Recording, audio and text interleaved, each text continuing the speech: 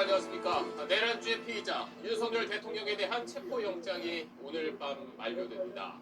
공수처는 그 마지막 날인 오늘 영장 집행에 나서질 않았는데 그 과정에서 이 체포영장 집행을 경찰에 다 맡긴다고 했다가 경찰이 그걸 거부하자 다시 거둬들여서 스스로 혼란을 키웠습니다. 오늘은 이 내용부터 자세히 알아보도록 하겠습니다. 먼저 조윤아 기자. 지난달 31일 발부된 윤석열 대통령의 체포영장 유효기간이 만료되는 오늘, 지난 3일 영장 집행에 나섰다가 경호처에 막혔던 공수처가 영장 집행을 다시 시도할 거란 가능성이 제기됐지만 공수처는 결국 재집행에 나서지 않기로 했습니다. 공수처는 대신 국가수사본부에 윤석열 대통령에 대한 체포영장 집행을 일임한다는 내용의 공문을 발송했습니다.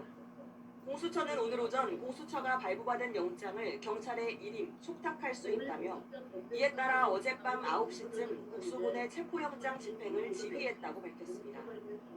국수본이 체포영장 집행 절차를 진행하고 신병 확보를 하면 공수처가 윤 대통령을 상대로 수사를 진행하겠다는 겁니다. 그러나 3시간여 뒤 국수본은 거부 의사를 밝혔습니다. 내부적인 법률 검토를 거쳐 공수처의 집행 지휘 공문은 법률적 논란이 있는 것으로 판단했습니다. 국수본 관계자는 체포영장 집행 주체는 여전히 공수처라며 공조수사본부 체제하에서 절차를 진행하기로 했다고 말했습니다. 사건 제2첩이 아닌 체포영장 집행에 한해 국수본에 넘기겠다는 공수처 요구는 수용할 수 없다는 겁니다. 그러자 공수처는 중대한 사건 수사에 작은 논란의 소지도 남기지 않아야 한다는 점에서 국수본과 의견을 같이 한다며 공조본 체제하에서 협의해 집행에 만전을 기하겠다고 설명했습니다. 공수처는 오늘 체포영장 유효기간 연장을 위해 윤 대통령에 대한 체포영장을 검찰에 다시 청구했습니다. SBS 조현입니다. 경찰 안에서는 공수처를 향한 불만과 비판이 쏟아져 나왔습니다. 수사가 제대로 진행되질 않자 공수처가 경찰에 체포영장 집행을 떠넘기려 했던 거라며 지난주 영장을 집행하러 갔을 때 박종준 경호처장을 체포했어야 한다는 지적도 나왔습니다.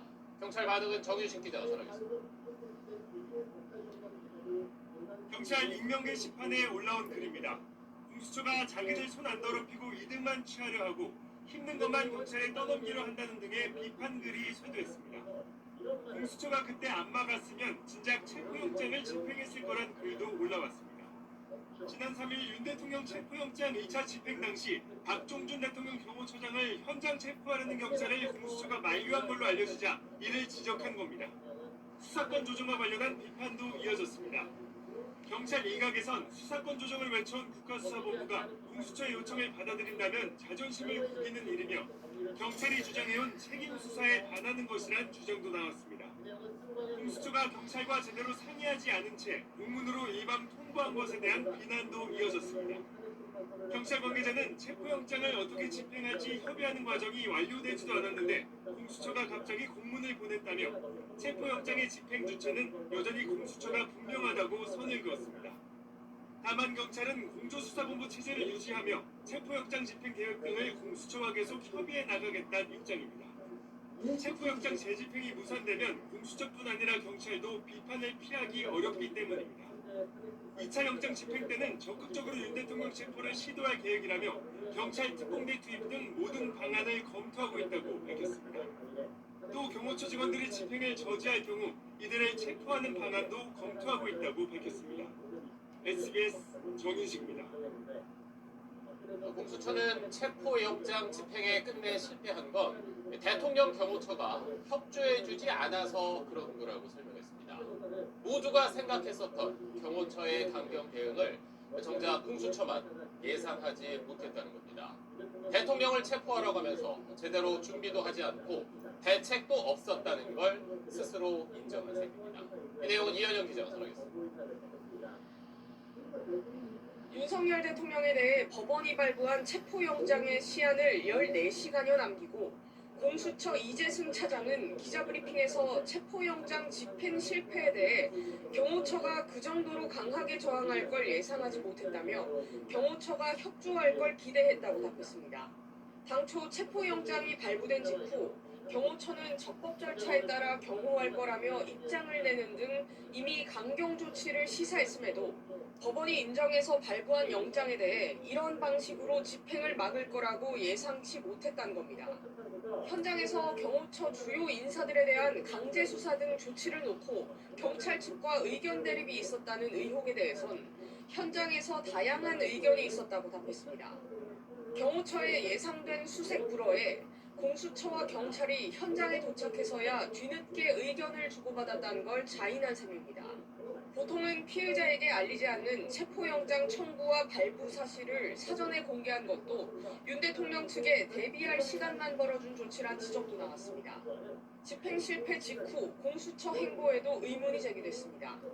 공수처는 체포영장 집행 실패 하루 뒤인 그제 최상목 대통령 권한대행견 부총리에게 대통령 경호처에 협조를 지휘해달라는 취지의 공문을 보냈는데 앞서 최 대행은 체포영장 집행 전날에도 같은 내용의 공수처 공문에 대통령실과 경호처에서 적절하게 판단해 법과 원칙에 따라 대응할 걸로 본다는 입장을 밝힌 바 있습니다.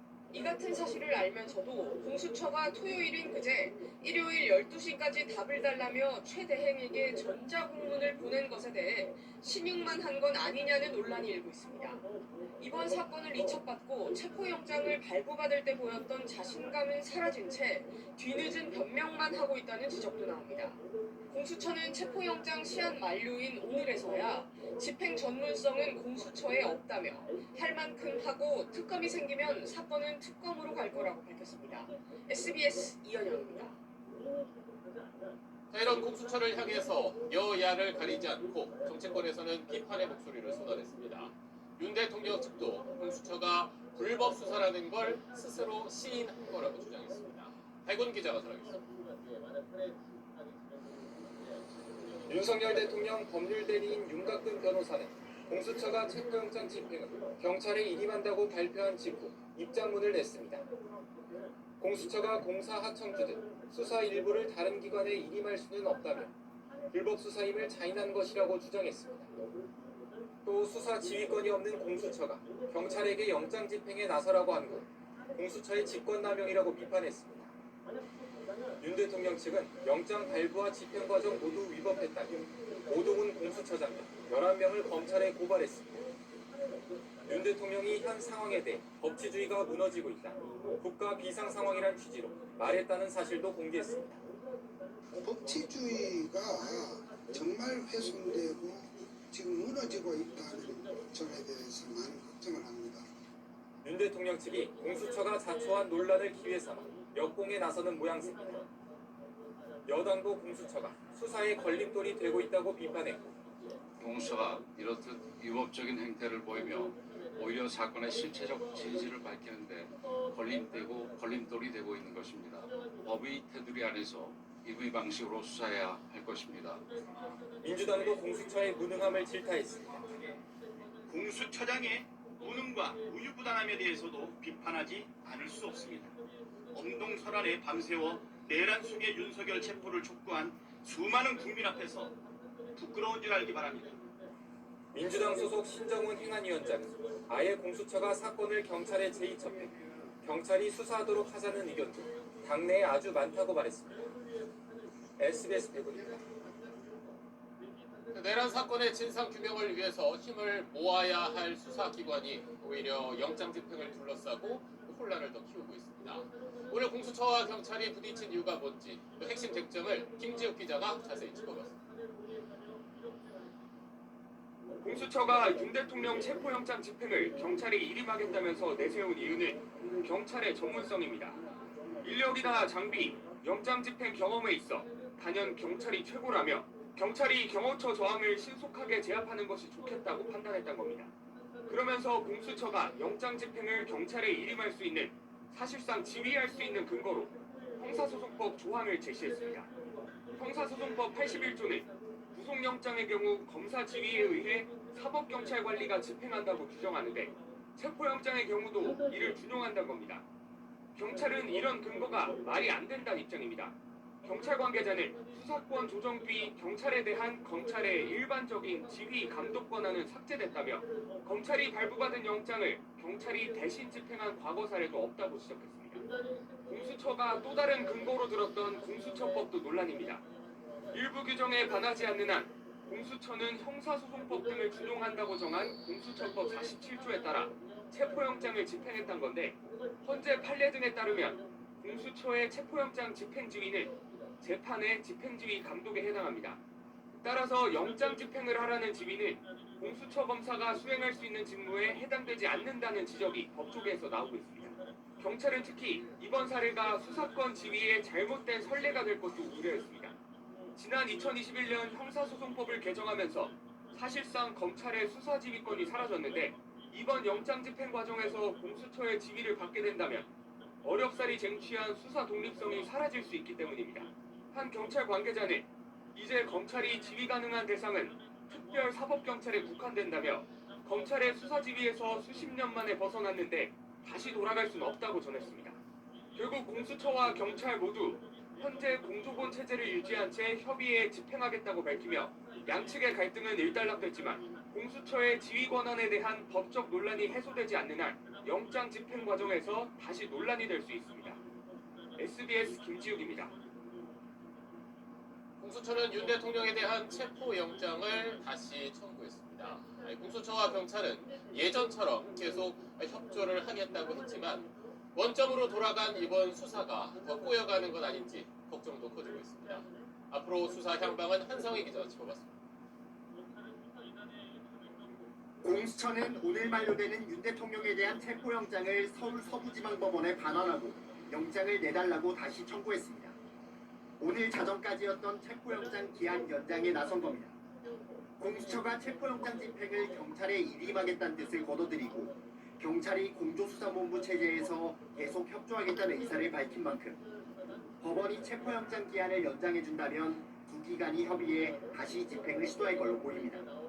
그러나 영장이 발부돼 시간을 추가로 확보하더라도 상황이 나아질지 의문입니다. 우선 1차 영장 집행 때처럼 공수처가 주체가 되고 경찰이 지원하는 방식이라 경호처 태도가 달라질 이유가 없습니다. 윤 대통령 측과 경호처는 내란죄가 공수처 수사 대상이 아니란 이유로 영장 집행이 불법이란 입장을 고수하고 있기 때문입니다. 여기에 공수처가 경찰의 사전 협의도 없이 영장 집행을 떠넘기려다 거절당하면서 되레 시간만 낭비하고 협조를 얻어야 할 경찰 측 반발만 사게 됐다는 분석이 나옵니다. 영장 집행 방식에 대한 양 기관의 이견도 여전합니다. 실제 오늘 경찰 관계자는 경호처 직원 등이 2차 집행 시도 때도 물리적으로 저지할 경우 체포하는 방안을 검토하고 있다고 밝혔는데 이에 대해 공수처 측은 현재로선 경찰 측 입장일 뿐이라고 선을 그었습니다. 표면적으로는 갈등이 봉합된 듯 보이지만 향후 집행 과정에서 불씨가 되살아날 수 있는 겁니다. 갈팡질팡 행보가 국민적 수사 불신을 키웠다는 비판 속에 공수처가 주도하는 계엄 수사가 더 꼬이는 건 아닌지 우려가 커지고 있습니다. SBS 한성입니다. 이런 수사기관의 혼선은 물론 짚어야 할 문제지만 사실 이 모든 혼란은 윤 대통령이 정당한 체포영장 집행에 응하지 않으면서 시작된 겁니다. 법은 누구에게나 공평한데도 대통령은 겹겹이 세운 차벽과 철조망 뒤에 숨은 채 관저에서 나오질 않고 있습니다. 영장 집행을 방해한 혐의로 입건된 박종준 경호처장 역시 경찰의 소환 요구에 응하지 않고 있는데 박 처장은 대통령 관저 근처에 머물며 경호를 지휘하고 있는 걸로 파악됐습니다. 박찬근 기자가 취재했습니다. 한남동 대통령 관저가 있는 공관구역의 출입구입니다. 지난 3일 윤석열 대통령에 대한 공수처의 체포영장 집행 때는 없던 철조망이 둘러쳐져 있습니다. 누군가 철조망을 설치하는 모습은 그제부터 포착됐습니다. 공관구역 정문 바깥엔 버스 한 대가 가로로 세워졌고 문 안쪽엔 버스 6대가 사람 1명 지나가기도 힘겨워 보일 정도로 겹겹이 주차돼 있습니다. 지난 3일 문 안쪽에 버스 한 대만 가로막고 있던 것과 비교하면 입구 봉쇄가 훨씬 강화된 겁니다. 공관구역 안에 있는 산길에도 철조망이 설치됐습니다. 체포영장 집행 당시 공수처와 경찰이 도로 옆 산길로 우회해서 올라가 경호처의 2차 저지선이 뚫렸는데 이를 막으려는 목적으로 추정됩니다. 경호처가 2차 체포영장 집행에 대비하고 나서면서 공관구역은 요새를 방불케 변했습니다. 경호처 측은 24시간 대통령 경호가 이루어지고 있다고 밝혔습니다. 윤 대통령 체포영장 집행을 방해한 혐의로 입건돼 경찰이 출석을 요구했지만 불응하는 박종준 경호처장은 공관구역 안에 머물고 있는 걸로 전해졌습니다. 군 소식통은 경호처장의 관사는 대통령 관저와 가까운 곳에 있다며 옛 해병대 사령관 관저를 사용 중이라고 말했습니다. 박 처장이 공관구역 안에 머물면서 지휘하고 있다는 얘기입니다. 대통령 신변을 보호하는 것과 영장 집행에 대해서 본인이 그게 불법적이다, 위법적이다라고 자의적으로 판단해서 방해하는 건 다른 거죠. 더 엄중한 책임을 물어야 됩니다. 공조수사본부는 체포영장 재집행에 나설 경우 경찰 특공대 투입도 검토 중인데 경호처와 물리적 충돌 우려도 점점 커지고 있습니다. SBS 박찬근입니다. 경호처 직원들은 분명 국민을 위해서 일해야 하는 공무원입니다. 그런데도 지금 경호처는 단 한 사람만을 위해서 일하는 듯한 모습입니다.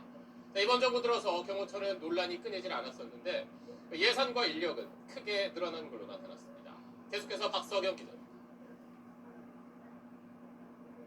윤석열 정부 초대 경호처장은 김용현 전 국방장관입니다. 정권의 실세였던 김 전 장관이 지난해 9월 국방장관이 된 뒤 박종준 처장이 직을 이어받았습니다. 2025년 경호처의 예산은 1,390억 원, 문재인 정부 때 책정된 2022년 예산보다 43.4% 급증했습니다. 같은 기간 국가 전체 예산 증가율인 11.5%를 크게 웃도는 규모입니다. 올해 인건비 예산은 635억여 원으로 지난 3년 동안 17% 넘게 늘었습니다. 대통령실 조직 슬림화를 공약했던 윤 대통령이 경호처만큼은 몸집을 키워줬다는 지적이 나옵니다. 지난 2017년 박근혜 정부의 청와대 경호실은 최순실 씨의 출입을 방조했다는 논란에 휩싸이기도 했습니다. 이후 문재인 대선 후보는 경호실을 해체하고 경찰청 산하 대통령 경호국을 설치하겠다는 공약을 했습니다. 하지만 집권 후 장관급인 경호실을 차관급인 경호처로 하향 조정하는 선에서 공약을 마무리했습니다. 선진국은 우리나라처럼 대통령 직속화해서 경호기관을 두는 그런 기구는 없더라고요. 미국은 지금은 국가보안청에 경호처가 윤 대통령 체포영장 집행을 저지한 것을 놓고 논란이 커지자 박종준 처장은 어제 이런 입장을 직접 밝히기도 했습니다. 국민이 뽑은 대통령의 안전을 확보하는데 신명을 바칠 것입니다. 전문가들은 경호처를 둘러싼 논란을 차단할 수 있도록 민주적 견제 장치를 강화할 필요가 있다고 지적하고 있습니다. SBS 박서경입니다. 자, 이런 대통령 경호처가 부당한 지시를 거부하고 영장 집행에 협조하도록 최상목 대통령 권한대행이 경호처를 지휘해야 한다는 지적이 잇따르고 있습니다. 이런데도 최 대행 측에서 여전히 사실상 경호처 지휘가 어렵다는 쪽에 무게를 두자 민주당에선 직무유기 혐의로 고발하는 방안도 검토하고 있습니다. 배준우 기자가 취재했습니다. 최상목 대통령 권한대행은 오늘도 경제나 민생 같은 키워드의 메시지만 냈습니다. 민생 안정을 위해 관계 부처 민간이 원팀이 되어 혼신의 힘을 다하겠습니다. 윤석열 대통령에 대한 체포영장 집행 문제로 공조수사본부와 대통령 경호처 사이에 긴장감이 커지고 있지만 최상목 권한대행은 침묵을 이어갔습니다. 최 권한대행 측은 두 기관이 잘 협조하길 기대한다는 기존 입장에서 달라진 게 없다고 SBS에 밝혔습니다. 권한대행이 경호처를 지휘할 권한이 있는지 불확실하다는 겁니다. 최 권한대행 측 관계자들은 최 권한대행이 지휘를 포함해 어떤 개입도 안 할 걸로 본다고 관측했습니다. 한 관계자는 공수처에 대해서도 공수처의 독립성을 규정한 공수처법이 있기 때문에 별도 지시는 쉽지 않다고 말하기도 했습니다. 즉 체포영장 집행과 관련한 사안은 포괄적으로 공수처의 직무라 관여할 수 없다는 논리입니다. 이에 대해 공수처는 해당 규정은 공수처의 공정한 수사를 보장하려는 조항인 만큼 최 권한대행이 경호처 같은 다른 기관의 개입을 막아줘야 한다고 반박했습니다. 야당은 압박 강도를 높였습니다. 아무런 조치를 취하지 않는다면 윤석열 내란 수계에 부역하겠다는 뜻을 밝힌 것으로 보고 합당한 조치를 취하겠습니다. 다만 민주당 내부적으로는 최 권한대행 탄핵까지는 추진하지 말자는 분위기가 지배적입니다. 한 민주당 중진 의원은 SBS와 전화통화에서 탄핵은 무리수라며 당 중진들 사이에선 반대 의견이 많다고 전했습니다. 민주당은 대신 최고난 대행을 직무유기 혐의로 고발하는 방안을 검토하고 있다고 밝혔습니다. SBS 배준호입니다. 적법한 절차에 따라 발부된 영장의 집행을 대통령과 국가기관인 경호처가 막아서고 있는 상황에서 오늘 여당 의원 40여 명도 대통령 관저 앞으로 향했습니다. 한 명 한 명 개개인이 헌법기관인 국회의원들이 영장 집행이 불법이라며 거리로 나선 겁니다. 당 안에서도 국회의원 자격이 있느냐는 비판이 나왔습니다. 이 내용은 안희재 기자가 전하겠습니다. 서울 한남동 대통령 관저 앞 이른 아침부터 국민의힘 의원들이 모습을 드러냈습니다. 윤석열 대통령 체포영장의 유효기간이 오늘까지인 상황에서 영장 집행 가능성에 보인 겁니다. 국회의원은 40여 명, 대부분 친윤계였습니다.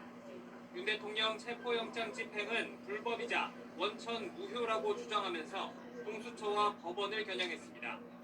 나라의 대통령의 인신을 구속하겠다고 하는 법률 전문 기관에서 이렇게 오락가락 갈팡질팡하면서 대통령을 끝까지 지키겠다는 의원도 있었는데 국민의힘 의원들의 이런 장외 집단 행동은 탄핵 소추안 가결 이후 오늘이 사실상 처음입니다.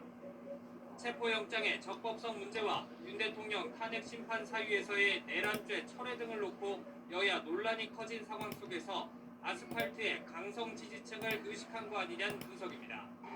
우리는 여기 나왔는데 그 사람들 빼고 도지사, 시장, 그들 왜 여기 안 당내 비윤계에선 비판이 잇따랐습니다. 국민을 지키는 그런 대표자여야지 대통령을 지키는 대표자라고 하면 그러면은 뭐 사실은 국회의원 자격이 있겠느냐. 다른 비윤계 의원은 SBS에 계엄 사태 이후 숨죽이며 분위기를 살피던 친윤계가 극렬 지지자 앞에 나선 거라고 꼬집었습니다. 일부 소속 의원들이 대통령 관저로 달려간 데 대해 국민의힘 지도부는 그런 지침을 내린 적이 없다고 선을 그었는데 이미자 비상대책위원 등이 관저로 향한 걸 두고 당 지도부 내에선 국민 눈높이와 맞지 않는다는 취지의 우려의 목소리도 나온 걸로 전해졌습니다.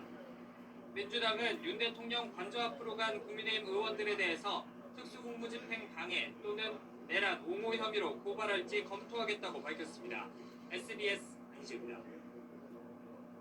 보신 것처럼 지지자는 물론 여당 의원 수십 명까지 모였던 서울 한남동 관저 앞이 지금은 어떤지 현장 취재기자 연결해서 알아보도록 하겠습니다. 저는 전현남 기자, 눈까지 내렸던 지난 주말부터 계속 집회가 이어졌는데 지금은 좀 한산해진 모습이네요. 네, 이곳 대통령 관저 주변은 오늘 하루 종일 무거운 긴장감이 맴돌았습니다. 제가 있는 관저 입구를 기준으로 양쪽으로 200m 떨어진 지점에서 체포 천만 집회가 열렸는데요. 양측 모두 지난밤 밤샘 농성을 벌였습니다. 오늘 오전 공수처가 경찰의 체포영장 집행을 일임하겠다고 밝히자 탄핵 찬성 측에서는 공수처를 규탄하며 윤석열 대통령을 즉각 체포하라고 촉구했습니다. 반대 측에선 공수처 결정에 환호를 보냈습니다. 하지만 양측 모두 체포영장 집행 가능성이 완전히 사라진 건 아니라고 보고 오후까지 자리를 떠나지 않았습니다. 오후 5시 기준 찬성 2,000명, 반대 8,000명이 결집해 있었는데 지금은 일부만 남은 채 대부분 해산했습니다. 영장 집행에 대비해서 경호처가 철조망도 두르고 방어벽을 더 쌓는 모습이었는데 경호처 쪽 움직임은 어땠습니까? 네, 상호했던 경비는 조금 전 저녁부터 다소 풀렸습니다. 이 바리케이트는 여전히 쳐져 있지만 정문을 둘러싸고 있던 버스는 모두 빠졌고 차량 통행도 재개됐습니다. 오늘 오후까지만 해도 관저 진입로의 통행은 완전히 제한됐었습니다. 진입로 주변엔 원형 철조망이 쳐져 있었고 관저 입구 안쪽으로는 미니버스 한 대를 더 동원해 가로 세로로 겹겹이 차벽을 만들고 경계가 강화된 걸 볼 수 있었습니다. 하지만 당장 체포영장 집행이 이뤄질 가능성은 적다는 판단하에 경비 태세가 조금 풀린 걸로 보입니다. 지금까지 서울 한남동 대통령 관저에서 SBS 전연남입니다. 네, 지금까지 내용 임찬종 기자와 정리를 해보겠습니다. 이제 비상계엄 이후 이 내란 사건 수사가 시작되고 뭐 주요 피의자들이 입건되고 수사가 좀 속도를 내는 모양새였는데 지금 대통령 앞에서 좀 탁 막혀버린 모양새입니다. 네, 그렇습니다. 지금 수사가 혼란에 빠진 거는 여러 가지 이유가 있겠지만 근본적으로는 윤석열 대통령이 수사 절차에 협조하지 않고 버티고 있기 때문입니다. 수사받는 입장에서 혐의를 부인하면서 수사에 문제가 있다는 주장을 할 수는 있겠습니다만 판사가 발부한 영장 집행까지 물리적으로 저지하는 것은 보통은 생각하기 어려운 수준의 반응입니다. 그러나 윤석열 대통령 측의 버티기와 별도로 공수처에 잇따른 헛발질과 허술하게 설계된 제도도 혼란을 증폭시키고 있다는 지적이 나옵니다. 다른 건 알겠는데 허술하게 설계된 제도라고 하면 구체적으로 어떤 겁니까? 네, 좀 설명을 드리면요. 일단 지난 정부에서 도입된 수사권 관련 제도가 허술하게 설계된 점이 문제입니다. 과거에는 검찰과 경찰 모두 범죄 혐의 종류나 피의자의 신분과 무관하게 수사권을 행사할 수가 있었습니다. 그런데 지난 정부에서 공수처를 만들고 검찰 수사 개시권을 제한하면서 수사 대상의 신분과 범죄 혐의 종류에 따라서 수사권을 행사할 수 있는 기관이 각각 달라지는 상황이 됐습니다. 그럼에도 법령을 제대로 설계하지 못한 탓에 비상계엄 같은 이례적인 대형 사건이 터지자 어느 기관이 누구에 대해 수사권을 행사하는지에 대해서 논란이 생기면서 윤 대통령 측에 반발할 수 있는 여지를 제공하고 있는 겁니다.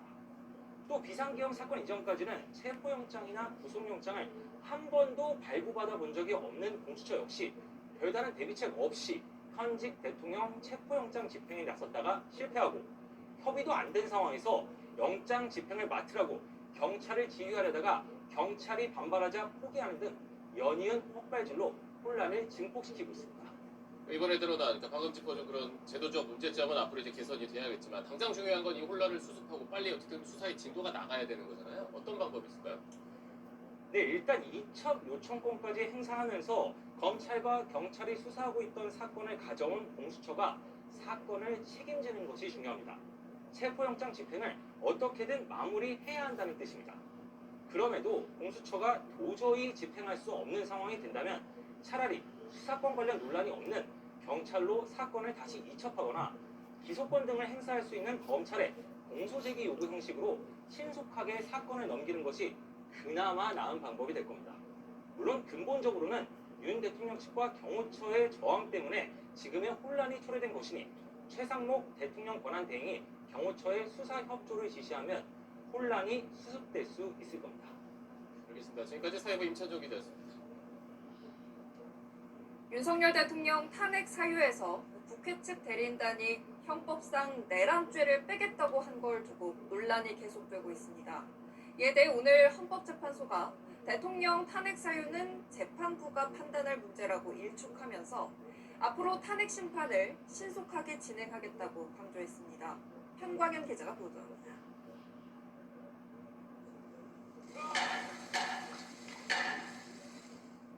지난달 14일 국회에서 가결된 탄핵소추안은 윤 대통령의 위법 행위를 이렇게 명시합니다. 형법상 내란죄, 직권남용죄, 특수공무집행 방해 등의 범죄 행위를 통해 대통령의 헌법 준수 의무, 정당활동의 자유 등 헌법조항 17개와 개헌법상 비상계엄 선포 절차를 위반했던 겁니다. 그런데 최근 국회 탄핵소추위원단이 이 탄핵 사유 중 형법상 범죄 행위 부분을 제외하겠다고 밝혀 논란이 일었는데 헌법재판소는 탄핵 결정에 적용될 탄핵 사유의 범위는 재판부가 판단할 문제라고 일축했습니다. 노무현 박근혜 전 대통령 탄핵 심판 때도 국회 측의 주장에 구속되지 않고 탄핵의 원인이 된 사실관계를 판단했던 겁니다. 마찬가지로 계엄을 공모 방치했다는 이유로 탄핵소추된 한덕수 국무총리 탄핵 심판 사건도 재판부가 결정할 사안이라며 의결 무효 논란을 반박했습니다. 오늘 열린 재판관 회의에선 윤 대통령 측 기일 연장 요청을 받아들이지 않고 지체 없이 탄핵 심판을 진행하겠다는 방침을 세운 걸로 정해졌습니다. 변론 기일은 매주 화요일과 목요일에 진행하고 평의는 매주 1회 진행한다는 방침을 재차 확인하였다. 한덕수 국무총리 탄핵 심판의 첫 변론 준비 기일을 오는 13일 열고 마은혁 헌법재판관 임명을 보류한 최상목 대통령 권한대행에 대해 청구된 권한쟁의 심판 변론도 오는 22일부터 조기 실시하겠다고 밝혔습니다. 헌법재판소는 오늘 8인 체제 첫 회의를 연 재판관들이 윤 대통령 탄핵 심판 첫 변론 기일 준비에 본격적으로 나섰다고 밝혔습니다. SBS 현광현입니다. 여야는 오늘도 치열하게 맞섰습니다. 국민의힘은 야당이 주축이 된 국회 탄핵소추단과 헌법재판소가 탄핵 심판을 서두르려고 짬짬이를 한 거라고 공세를 폈고, 민주당은 괜한 꼬투리를 잡아서 국민을 호도한다고 반박했습니다. 이어서 김상민 기자입니다. 국민의힘 권성동 원내대표와 중진 의원들은 헌법재판소를 항의 방문했습니다. 야당이 내란죄를 윤석열 대통령 탄핵소추의 핵심 사유로 제시했던 만큼 내란죄를 빼면 탄핵소추 자체가 성립될 수 없다고 강조했습니다. 내란죄 철회 배경으로 국회 측과 헌법재판소의 이른바 짬짬이 의혹을 제기했습니다. 헌재는 각하를 해야 된다. 내란죄의 수개 부분 철회가 우리는 헌법재판소와 탄핵소추인단 간에 짬짬이로 이루어진 것이 아니냐라는 그런 지적을 하고, 국민의힘은 보통 2주에 한 번꼴로 진행되는 다른 탄핵 사건과 달리 윤 대통령 탄핵 심판 일정은 주 2회로 잡혔다며 헌재가 예단을 갖고 재판을 편파적으로 진행한다고 비판하고 있습니다. 민주당은 여당이 내란 꼬투리를 잡는다는 입장, 내란 행위가 위헌인지를 다투는 헌재 탄핵 심판 절차, 내란 혐의 수사부터 유죄를 결정짓는 재판까지의 형사 절차를 구분해서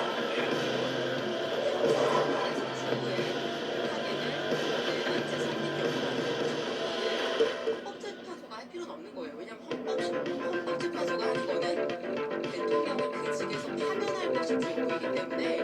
이재명 대표는 의원총회에서 회사에 불지른 사람을 해고하는 것과 강화범으로 법원 재판에서 죄를 묻는 건 다른 문제란 취지로 발언한 걸로 전해졌습니다. 여야 공방은 국회 상임위에서도 이어졌습니다. 야당의 정치적 계산은 뭐 조기 대선으로 가서 취지라고는 저는 뭐 읽히는데, 헌법재판 절차에 대해서 너무 무지한 것이고 내란 행위들 그 무엇 하나 빠진 게 없습니다. 다만 민주당 안에서 탄핵 소추안 제출 이전에 내란죄 문구가 걸러지지 않은 점은 아쉽다는 분석도 나오고 있습니다. SBS 김상민입니다. 이렇게 여당은 소추의 핵심 사유인 내란죄를 변경해선 안 된다고 주장하고 있고, 야당은 8년 전에 박근혜 전 대통령 탄핵 때도 사유를 변경했었다며 문제 없다고 반박하고 있습니다. 그럼 실제로 8년 전에 됐고 윤 대통령 탄핵 소추안에선 내란죄에 대해 비중을 얼마나 두고 있는 건지 손기준 기자가 짚어봤습니다.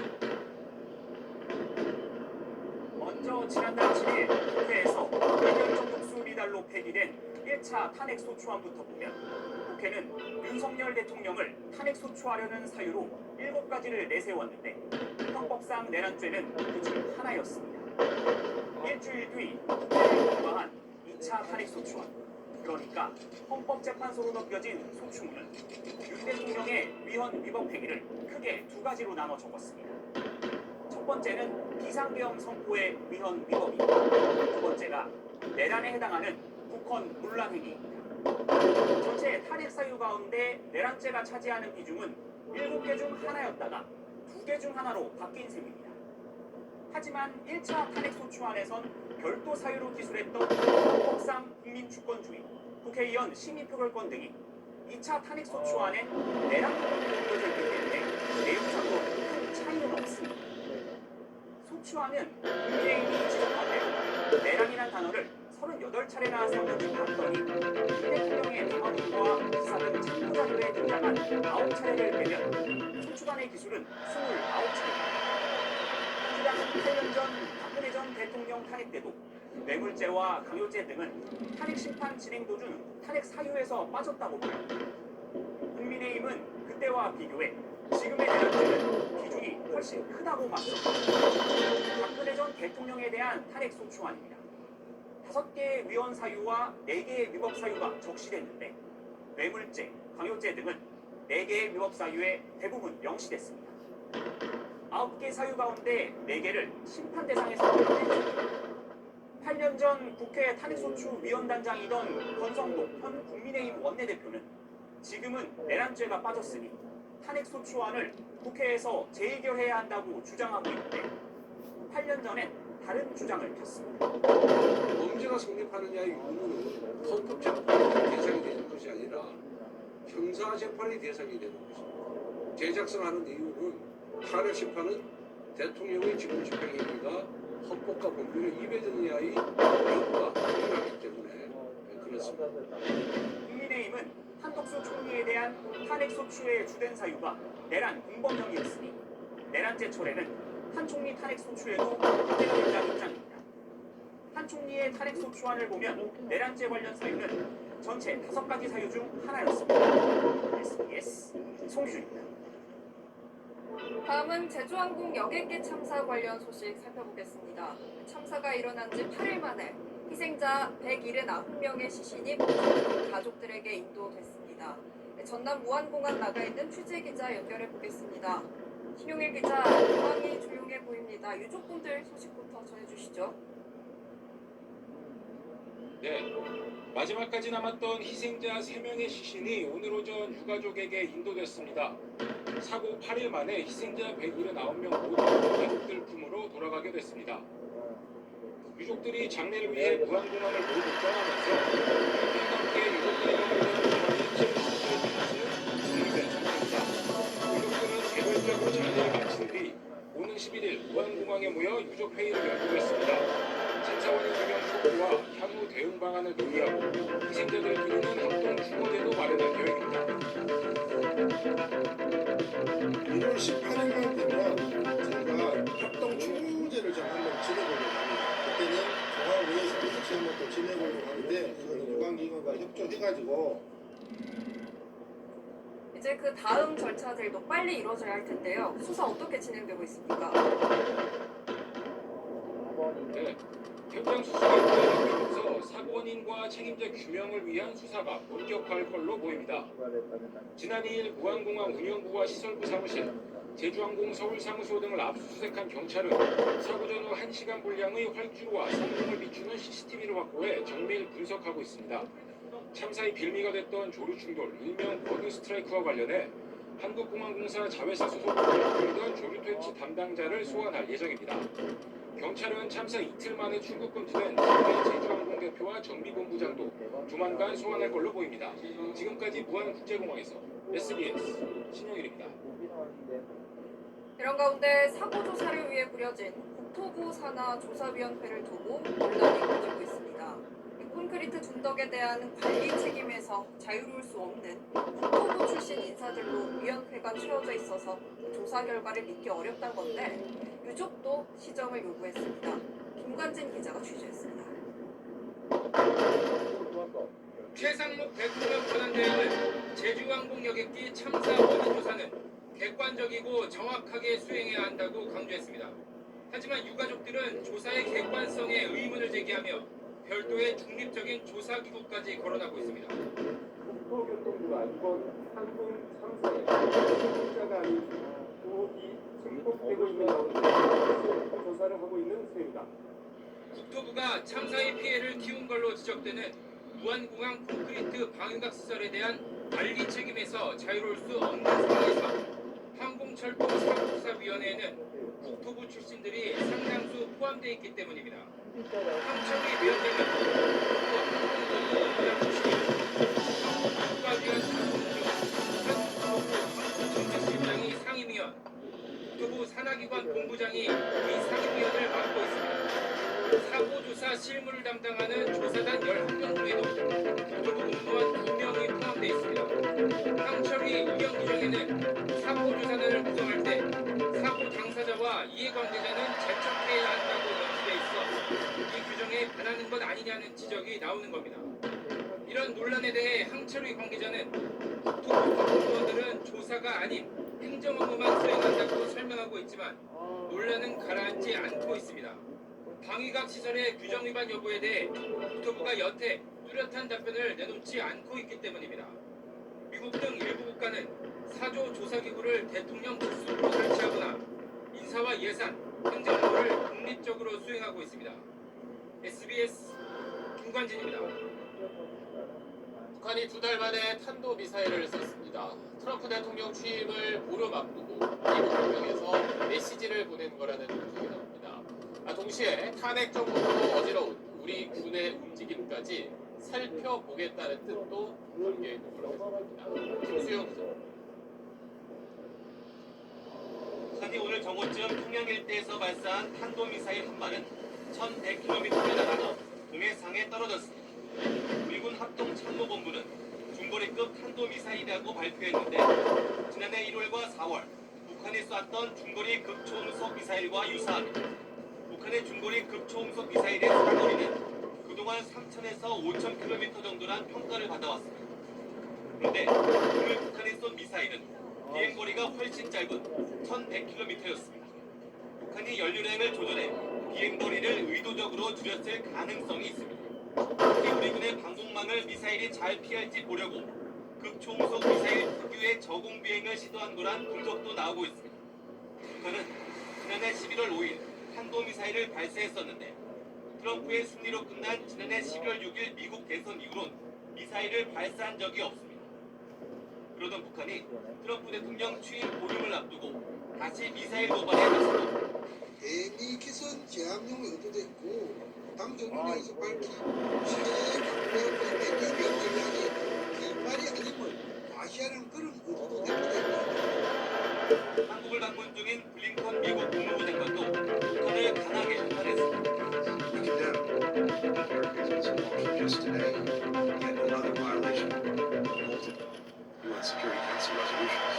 국회 윤석열 대통령 탄핵 소추로 국내 정치가 경랑에 휩싸인 가운데 미군의 대응 태세를 확인해 보려는 의도도 담겨 있다는 지적이 나옵니다. 대통령실은 발사 직후 안보 상황 점검회의를 열어 북한의 어떠한 도발에도 대응할 수 있도록 만반의 태세를 유지해 나갈 것이라고 밝혔습니다. SBS 김수영. 비상계엄 사태 이후 미국의 장관 가운데는 처음으로 블링컨 국무장관이 우리나라를 찾았습니다.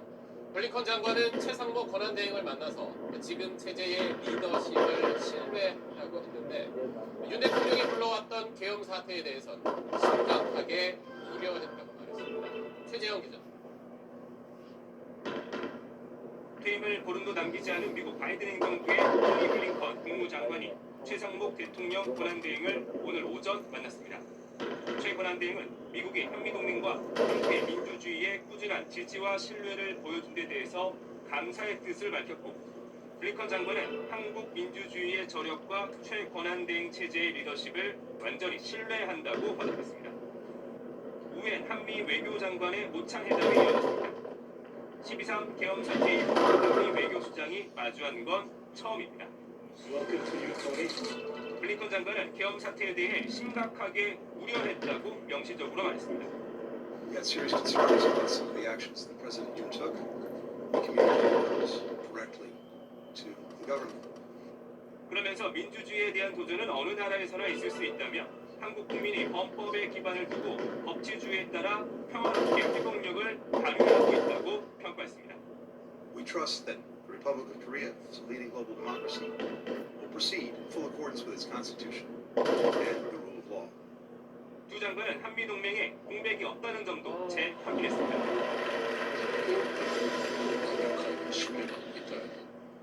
이러한 들어가서 미국의 미래는 밝고 불편하다는 것을 확인할 수 있습니다.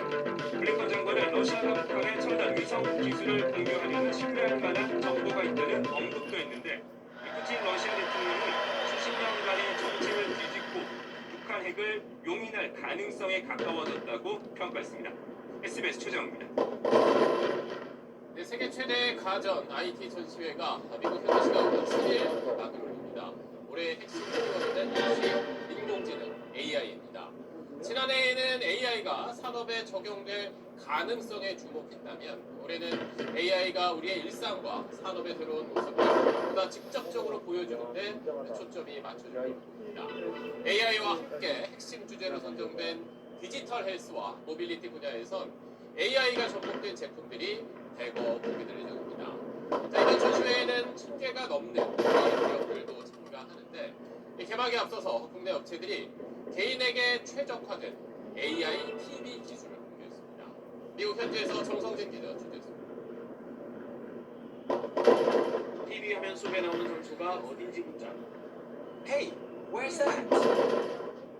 It's very near Las Vegas. They call it Red Rock Canyon.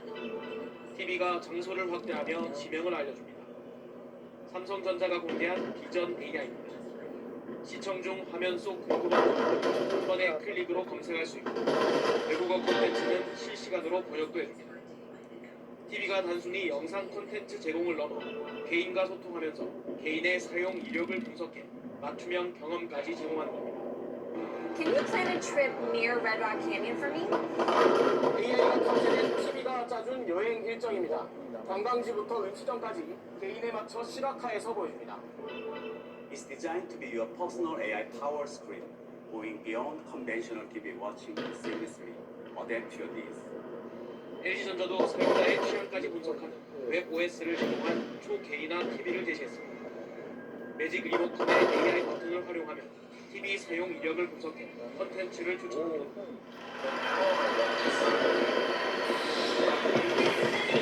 목소리만으로 사용자를 구분하는 보이스 아이디도 보입니다. AI 기술의 현재와 미래를 보여줄 올해 CES는 160여 개 국가에서 4,800여 개 기업이 참여해 최대 규모로 치러집니다.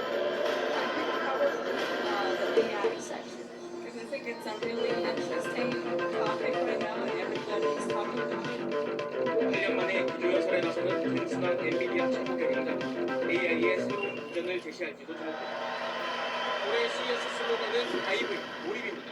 지난해에 이어 AI를 핵심 주제로 가전뿐만 아니라 홈, 로봇, 모빌리티, 헬스케어 등 다양한 분야 속 일상에 스며든 AI 기술들이 공개되고 라스베가스에서 SBS 시청입니다.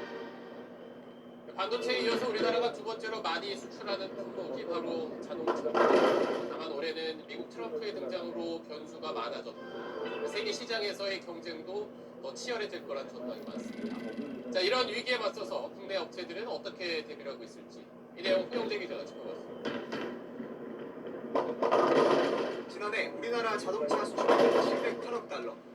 이 가운데 절반은 미국 시장에 팔았습니다. 자동차는 전체 수출에서 10.4%를 차지하며 일자리 등 경제에서 큰 몫을 담당했습니다. 올해 여건은 녹록하지 않습니다. 당장 트럼프 당선이 예고한 보편 관세 위협의 가장 큰 피해자가 될 수 있습니다. I don't want them to test so that because I don't want them hurting our car companies. 대미 수출 자동차에 10에서 20%의 관세가 부과될 경우 우리나라 자동차 수출은 최대 13.6%까지 감소할 거란 분석도 있습니다. 정의선 현대차 그룹 회장은 올해의 상황을 퍼펙트 스톰, 즉 복합 위기로 규정하고 위기에 맞서는 의지를 유지해야 한다고 강조했습니다. 그리고 이순신 장군을 언급했습니다. 그렇게 어려웠던 조선시대 때 임진왜란 때 결국은 자신의 일에 내용을 주변을 챙겼고 또 엔지니어링 백그라운드 정신이 있었고 현대차 그룹 최초의 외국인 사장은 트럼프 2기 행정부 출범이 오히려 기회가 될 수 있다고 봤습니다. Our company decided to make big investments in the North American market during the previous Trump administration. Those investments have come to fruition right now, when the new Trump administration is about to start. 내수 시장을 발판으로 전기차 생산을 기회를 양쪽에 비싼 가격으로 수출하며 직접하게 나섭니다. 스바겐드는 전통의 강자들도 구조조정을 추진하고 있습니다. 바뀐 통상환경, 바뀐 글로벌 경쟁 속에서 하이브리드와 전기차에서의 경쟁 문제가 최대 과제가 될 전망입니다. SBS 홍희대입니다. 지난 2000년 아버지를 살해한 혐의로 무기징역을 선고받았던 김신혜 씨가 재심에서 무죄를 선고받았습니다. 25년 만에 무명을 벗고 출연한 김 씨는 다신 이런 일이 반복되지 않길 바란다고 밝혔습니다. KBC 신대희 기자입니다. 무기수 김신혜 씨가 법원에서 밖으로 나와 시민들이 건넨 꽃다발을 받았습니다. 24년 10개월 동안 복역한 끝에 재심을 통해 석방되는 순간입니다. 억울한 누명을 벗게 된 김 씨는 다시는 이런 비극이 반복되지 않길 바란다고 말했습니다. 잘못된 부분이 있었을 때 바로 잡으면 좋았을 텐데 그것이 꼭 이렇게 20년이 걸려야 되는 일인가에 대해서 안에 있으면 생각을 많이 해봤습니다. 김 씨는 지난 2000년 3월 수면제를 이용해 아버지를 살해한 혐의로 무기징역을 확정받고 수감 생활을 해왔습니다. 재심 재판부는 검찰과 경찰이 위법한 수사로 김 씨에게 목고를 치르게 했다고 결정했습니다. 영장 없는 압수수색으로 위법하게 증거를 수집했다는 겁니다. 재판부는 김 씨가 술에 타먹인 수면제 때문에 아버지가 숨졌다는 혐의도 증명되지 않았다고 판단했습니다. 보험 설계사 자격이 있던 김 씨가 보험금을 노리고 범행했다는 검사의 주장도 받아들이지 않았습니다. 아버지 앞으로 보험을 가입했지만 고지 의무 위반으로 보험금을 받을 수 없다는 사실을 알고 있었을 거라고 봤습니다. 24년 동안 일관되게 무죄를 주장해온 당사자의 진실의 힘이 무죄의 가장 강력한 증거였습니다. 시민단체는 불법 수사를 한 검찰과 경찰에 사과를 요구했습니다.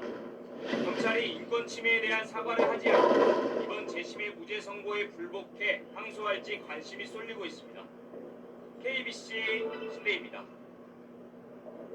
충남 서산의 한 캠핑장 텐트 안에서 50대 아버지와 10대 아들이 숨진 채 발견됐습니다. 밀폐된 텐트 안에서 날개를 꽂아다 일산화탄소에 중독된 걸로 추정됩니다. TJB 박범식 기자입니다.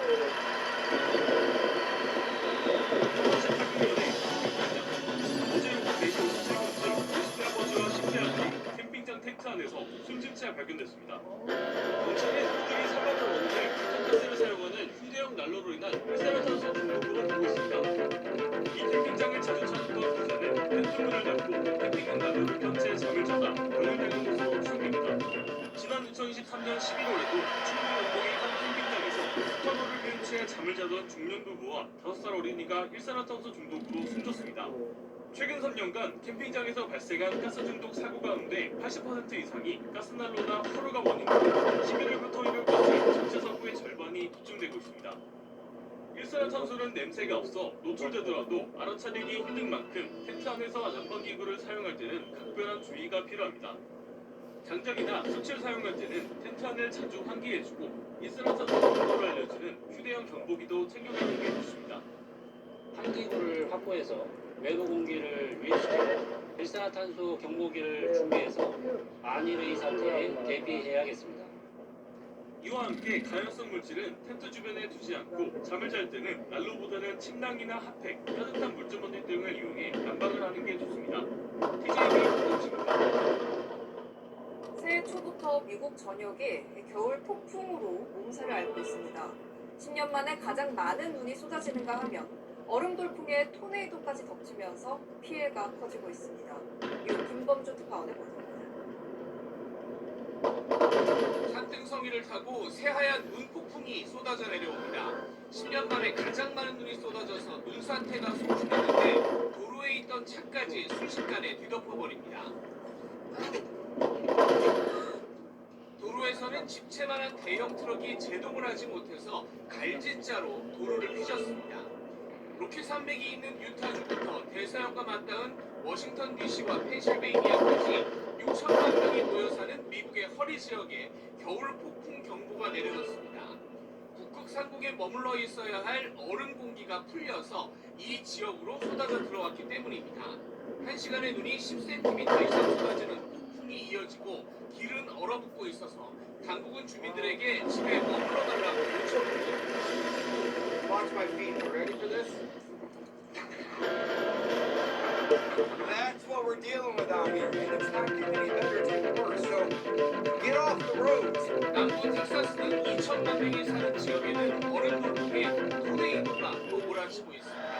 오늘은 물론 토네이도도 바람이 1,500건, 지연은 2만 5천 건 이상 나오면서 교통이 마비됐습니다.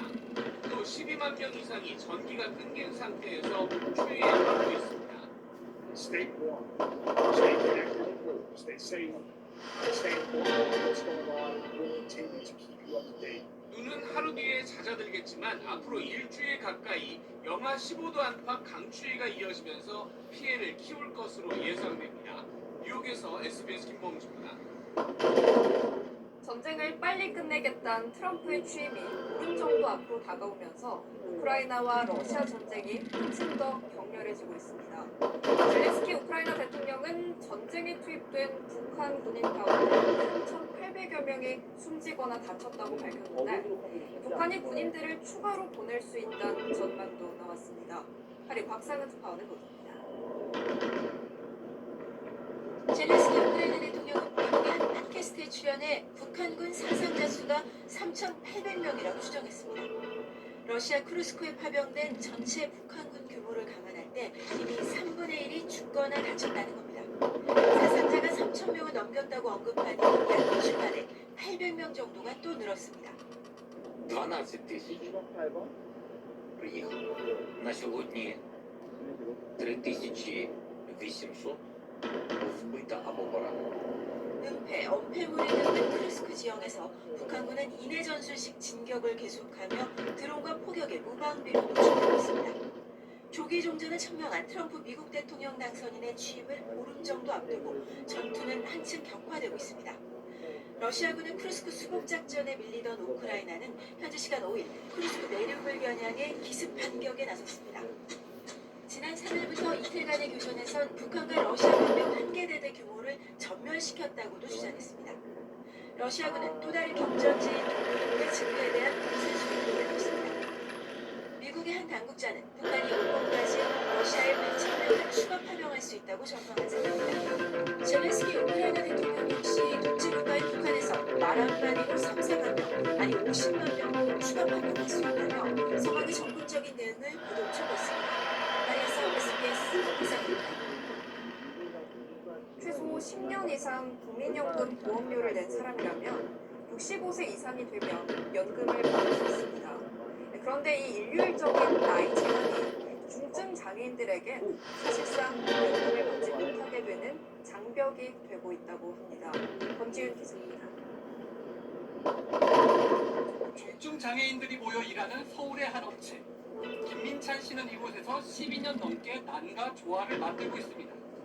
진실하는 단어들을 보내주기 위한 원한다는 생각이 주문이 들어오면 선별한 난을 능숙한 손놀림으로 보기 좋게 화분에 심습니다. 또 다른 중증 장애인 이성준 씨는 10년째 과자를 만들고 있습니다. 제가부터 검수, 포장까지 거뜬히 해냅니다. 그 이물질을 꼼꼼히 잘 보여가지고요. 이들처럼 꾸준히 일하는 중증 장애인이 늘면서 10년 넘게 국민연금 보험료를 낸 중증 장애인 수 2019년 4,900여 명에서 지난해 6,100여 명으로 늘었습니다. 하지만 꼬박꼬박 보험료를 납부해도 제대로 받을지 장담하기 어렵습니다. 현행 연금수급 개시하면 일괄적으로 65세입니다. 지난 2021년 기준 사망한 장애인 평균 나이는 77.9세로 특히 지적장애인은 57.9세에 그쳤습니다. 국민연금 가입자라면 누구나 5년 정도 앞당겨 조기 수령하는 제도가 있습니다. 하지만 받는 연금을 30% 깎여야 합니다. 일하기 힘들어졌을 때 조기 은퇴를 선택할 수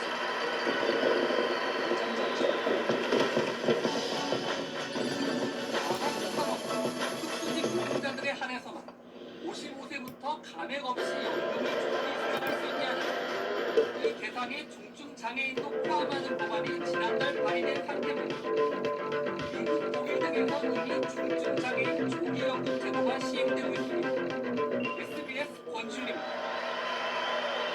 겨울철 생선인 대구 어획량이 크게 줄어들었습니다.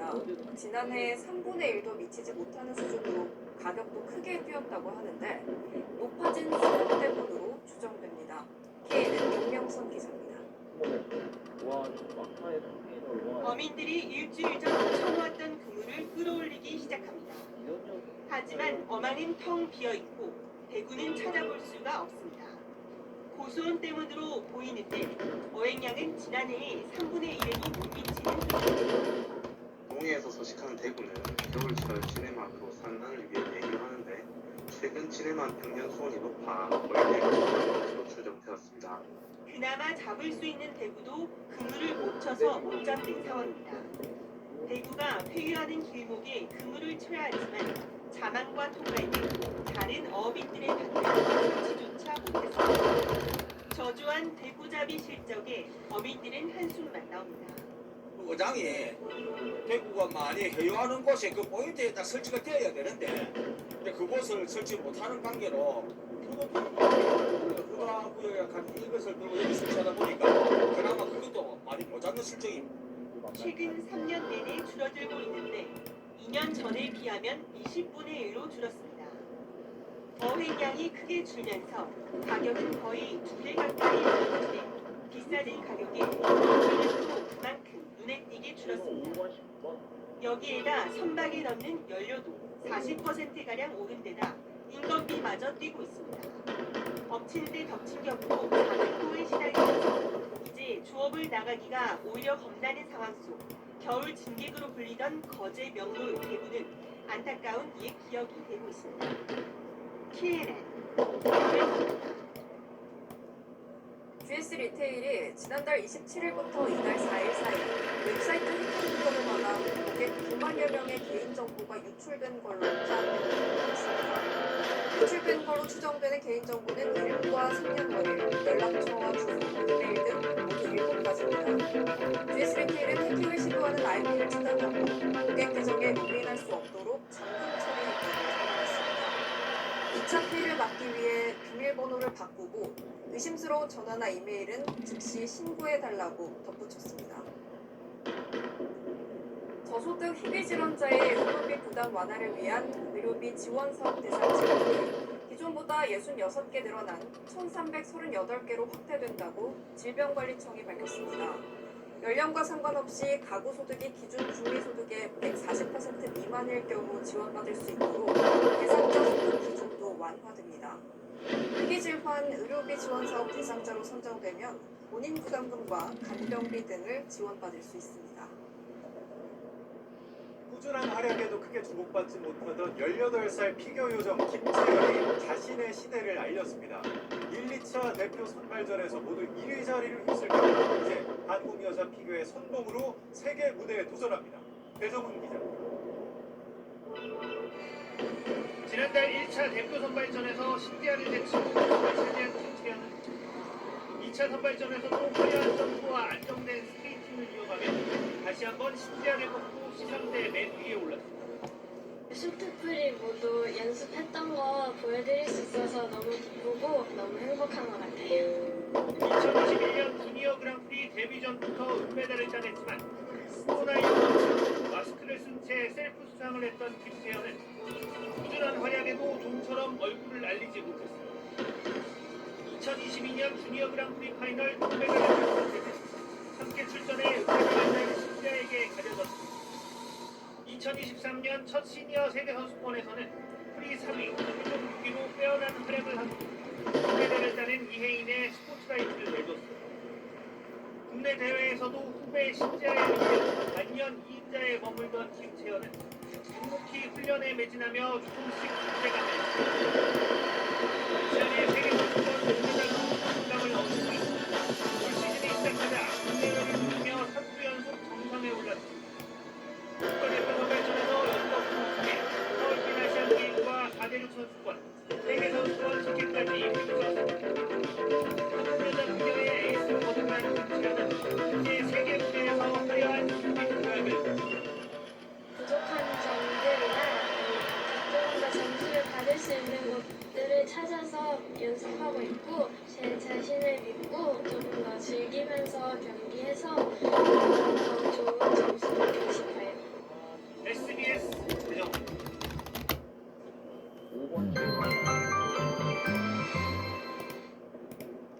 이번 한 주는 추위 대비 단단히 하셔야겠습니다. 가뜩이나 독감이 비상인데 내일부터는 추위가 더 심해집니다.